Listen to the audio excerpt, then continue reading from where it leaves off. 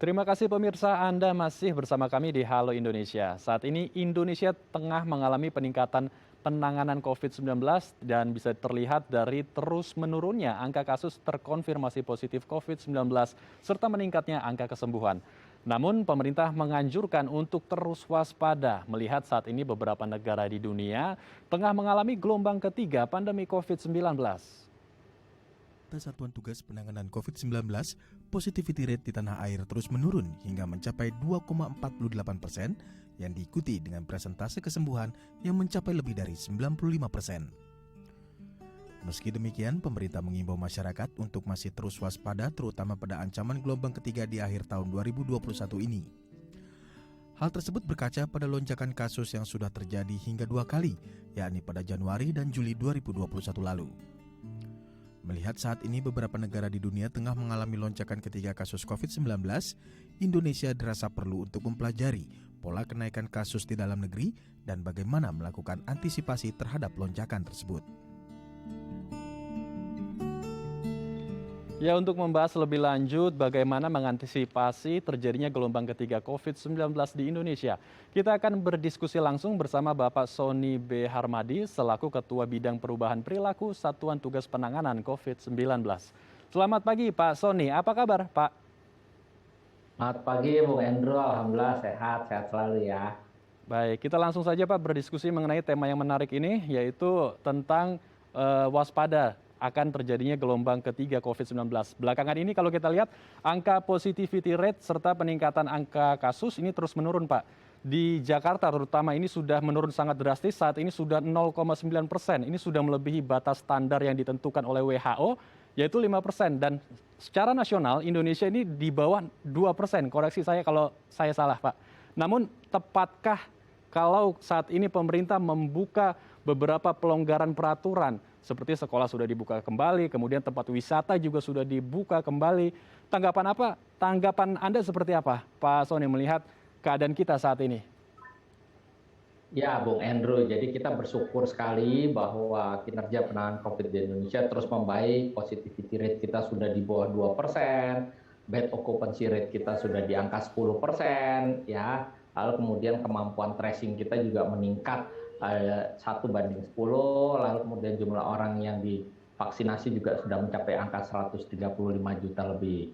Nah kemudian kita juga melihat bahwa dari waktu ke waktu secara wilayah, ya level PPKM wilayah banyak yang mengalami penurunan dari 4 ke 3, 3 ke 2, 2 ke 1 ya, dan seterusnya. Dan ini menunjukkan bahwa kita sudah berada di dalam track yang benar.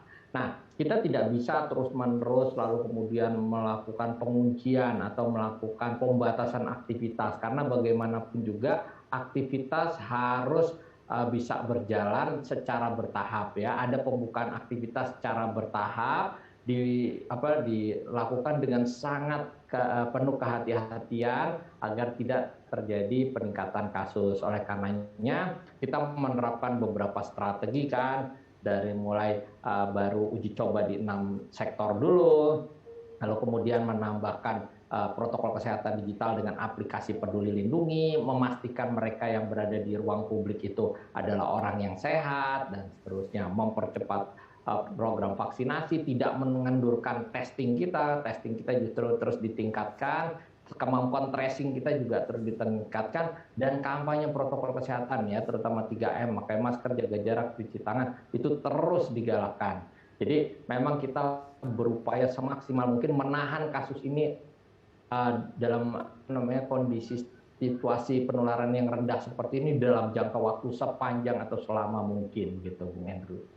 Baik, namun kalau kita berkaca gitu ya, kita membandingkan negara-negara lain yang negara maju notabene-nya seperti Amerika, Selandia, Iran, Singapura yang sudah mengalami penurunan kasus, kemudian melakukan beberapa pelonggaran peraturan, lalu kasusnya kembali lagi melonjak. Pak Sony, apa sebetulnya yang bisa kita pelajari dari negara-negara tersebut? Apa yang bisa kita evaluasi agar ya kita tidak seperti negara-negara mereka itu mengalami kelonjakan lagi di saat kasusnya sudah mulai melandai? Betul, jadi kita banyak belajar ya, bukan hanya dari luar negeri, tapi belajar dari diri kita di masa yang lalu. Jadi pelonggaran aktivitas atau pembukaan aktivitas itu tidak boleh diikuti oleh pelonggaran protokol kesehatan. Justru pembukaan aktivitas diikuti oleh pengetatan protokol kesehatan.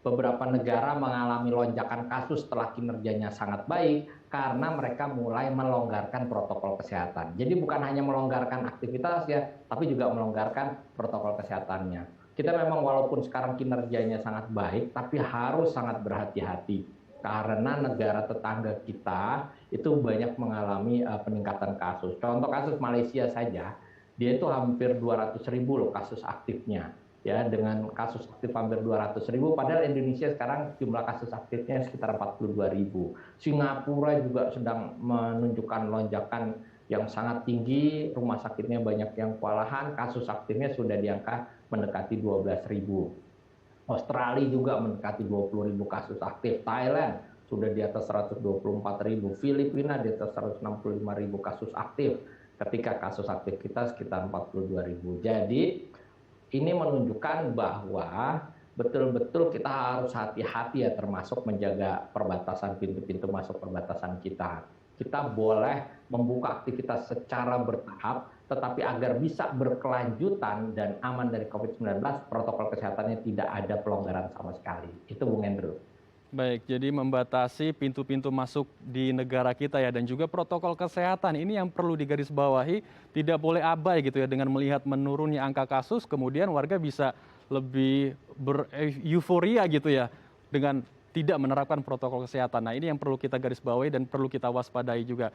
Lalu mengingat saat ini memang kasusnya sangat sedikit sekali per harinya, itu kalau tidak salah 1.000 hingga 2.000 satu hari peningkatannya. Lalu apa yang harus dilakukan oleh pemerintah agar kasus ini ya benar-benar terus menurun? Apakah diperlukan sanksi tegas atau peraturan tegas bagi warga yang melanggar protokol kesehatan ataupun peraturan-peraturan yang membuat kasus ini semakin lama-lama menghilang atau tidak ada, Pak Sony? Ya, jadi Bung Andrew, Indonesia saat ini tuh berada dalam kondisi atau masa yang disebut strolling, kasusnya rendah ya. Nah, jumlah kasus yang rendah ini harus dipertahankan selama mungkin, bahkan serendah mungkin. Kita harus jangan cepat puas ya, harus terus menurunkan jumlah kasus. Beberapa studi atau penelitian menunjukkan bahwa gelombang baru, gelombang ketiga misalkan di Indonesia itu sulit sebetulnya untuk dihindari.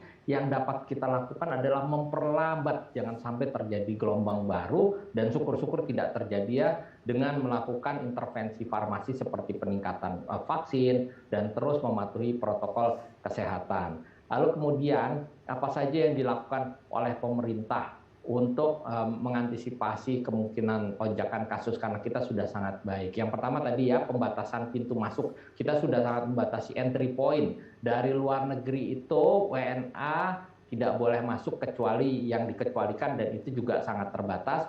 WNI yang masuk itu juga hanya melalui entry point. Kalau pintu masuk udara hanya boleh di Jakarta dan Manado. Pintu masuk darat itu hanya boleh di Aruk, Entikong, Nunukan, dan Motain. Ya, pintu masuk laut itu hanya boleh di Batam dan Tanjung Pinang. Lalu kita juga melakukan peningkatan pengawasan terhadap berbagai jalur resmi, ya, jalur tidak resmi, ya, jalur-jalur tikus atau jalur tradisional.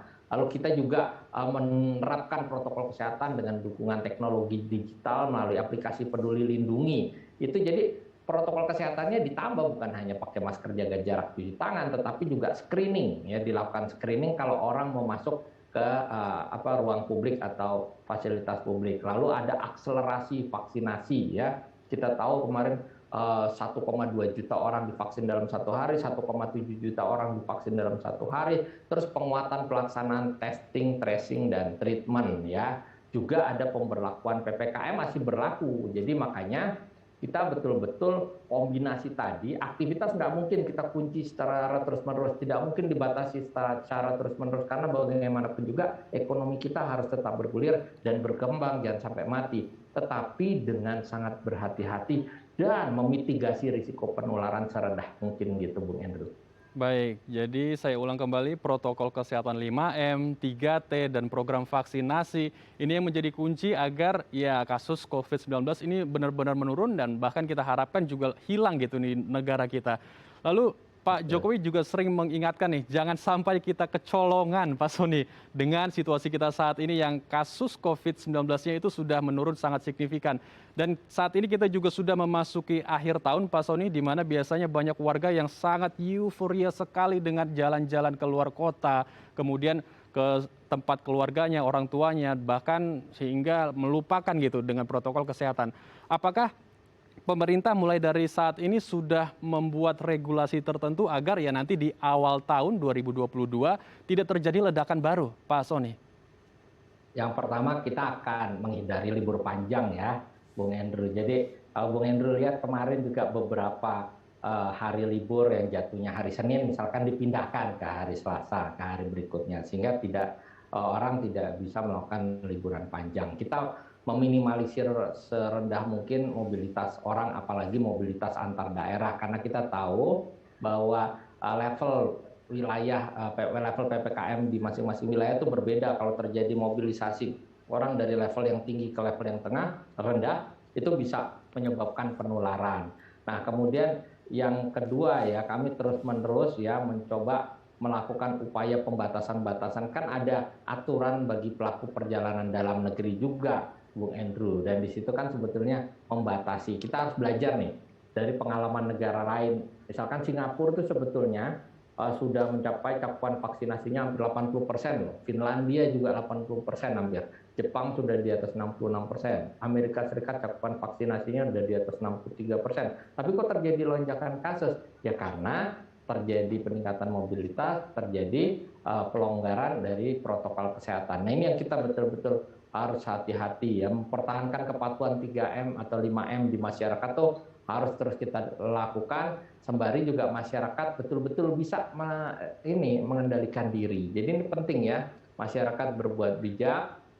Artinya kalau memang tidak perlu melakukan mobilitas yang belum perlu, kita masih dalam masa pandemi. Jadi jangan sampai nanti Desember terjadi lonjakan, bahkan nggak usah nunggu Desember. Di Oktober, November ini juga jangan sampai terjadi lonjakan. Tadi yang sudah saya sampaikan, selama mungkin kita bisa menahan ya positivity rate di bawah 5% dan bahkan kita menurunkan di bawah 1% selama mungkin itu. Dengan 5M atau 3M tadi, 3T dan percepatan program vaksinasi. Semakin lama, semakin bisa kita mengendalikan COVID-19 dan menurunkan status pandemi menjadi endemi. Baik, kita harapkan juga semua pemirsa yang sedang menonton diskusi kita saat ini, Pak Sony, bisa benar-benar lebih aware lagi, bisa mengendalikan dirinya ketika nanti ada libur di akhir tahun, ya ditahan dulu, jangan jalan-jalan ataupun kemanapun.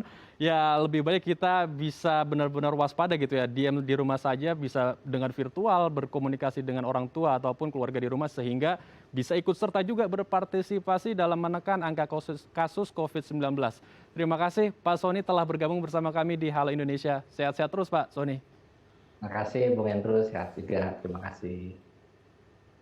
Baik pemirsa, jangan kemana-mana, usai jeda kami akan berbincang tentang evaluasi pembelajaran tatap muka. Tetap bersama kami di Halo Indonesia.